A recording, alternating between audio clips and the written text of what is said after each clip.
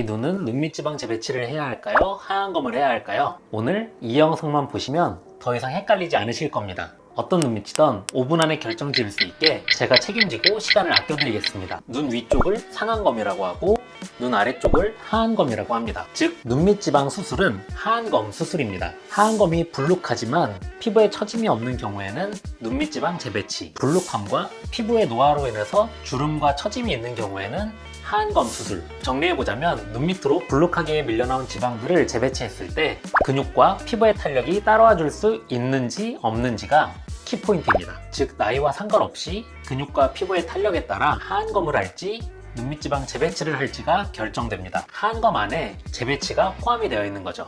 그래서 개인의 상태에 따라서 20대에도 하안검이 유리한 분이 있고 50대에도 눈밑지방 재배치가 유리한 분이 계십니다. 어떤 수술이 나에게 맞을지 이제 확실하게 이해가 되셨을 거라 생각합니다. 수술의 특징들에 대해 간략하게 설명을 드리면 눈밑지방 재배치는 눈 밑의 피부를 절개하지 않고 눈을 뒤집어서 눈의 안쪽의 결막을 레이저로 열어서 불룩한 지방을 제거하고 꺼진 부분은 채우고 지방 배치를 균일하게 하는 시술입니다. 장점은 간단해서 하안검에 비해 저렴하고 보통 2-3일 정도로 회복 기간이 짧습니다. 절개를 하지 않기 때문에 밖으로 보이는 흉터가 없습니다. 밀려나온 지방들 때문에 가려져 있던 애교살도 더욱 보드러져 보일 수 있습니다. 단점은 주름은 제거할 수가 없습니다. 그래서 불룩하고 처지기까지 하신 분이 눈밑지방 재배치를 하면 오히려 주름이 더 깊어 보이실 수도 있습니다. 풍선을 많이 부풀었다가 터뜨리면 쪼그라들지만 부풀기 전에 터뜨리면 쭈그란 것이 거의 생기지 않듯이 말이죠. 하안검 수술은 눈 밑 바로 바깥쪽 피부에 절개를 해서 지방을 다 제거하고 처진 피부와 근육에 남는 살은 잘라내고 위 골막까지 당겨서 걸어줍니다. 지방 재배치보다 2-3단계가 더 있다고 생각하시면 됩니다. 단점은 처진 피부를 절개하고 잘라내기 때문에 눈매가 바뀔 수 있고 안검 외반이라고 하죠. 눈이 뒤집어 까지는 현상이 나타날 수 있습니다. 그리고 가지고 있던 애교살도 손실될 가능성이 있습니다. 지방 재배치보다 수술 단계가 더 있어서 좀 더 비싸고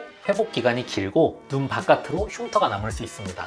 하지만 장점으로는 불룩 나온 지방만 제거하는 것이 아니라 주름이나 처진 피부를 위로 당겨서 팽팽하게 펴드리기 때문에 즉각적으로 좋아지는 걸 느끼실 수 있습니다. 고무줄을 느슨하게 잡고 있다가 당기면 펴지는 것처럼 당겨져 올라간다고 생각하시면 됩니다. 댓글로 제일 많이 하시는 질문들을 모아서 제가 정리를 해보았는데요. 끝까지 보시면 더 이상 궁금한 점들이 사라지실 거라 생각합니다.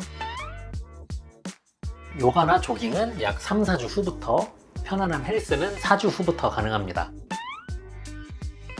하안검 수술에 의해 피부가 타이트하게 당겨지면 표정을 짓지 않은 상태에서는 애교살이 줄어들지만 살짝 웃을 때는 다시 약간 생겨날 수도 있습니다. 3주 이후에 착용하시는 것이 좋습니다. 회복 상태에 따라 좀 차이가 있을 수 있지만 약 2주 정도는 고개를 앞으로 숙이지 않도록 주의하시는 것이 좋습니다. 저는 재발이나 부작용에 대한 고민을 없애기 위해서 조금은 특별한 방법으로 수술을 하는데요. 눈밑지방 재배치의 장점과 하안검 수술의 장점을 합친 눈밑지방 재건술입니다. 재배치처럼 결막 안쪽을 절개해서 회복도 빠르고 재발할 일이 거의 없으면서 피부 바깥을 절개하지 않아서 하안검처럼 부작용도 거의 나타나지 않다는 장점이 있습니다.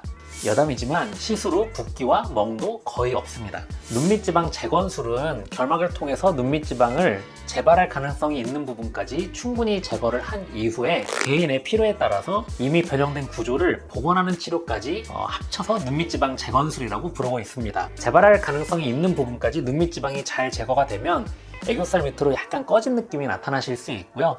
그리고 이미 눈물꼬랑도 깊어져 보이고 볼 정면의 입체감이 많이 밋밋하거나 인대원 밴드라고 하는 주름이 있는 경우에는 이제 그런 부분까지 최대한 부드럽게 연결시키는, 그래서 윤곽을 부드럽게 연결시키는 작업을 자가지방 이식을 통해서 해드리고 있습니다.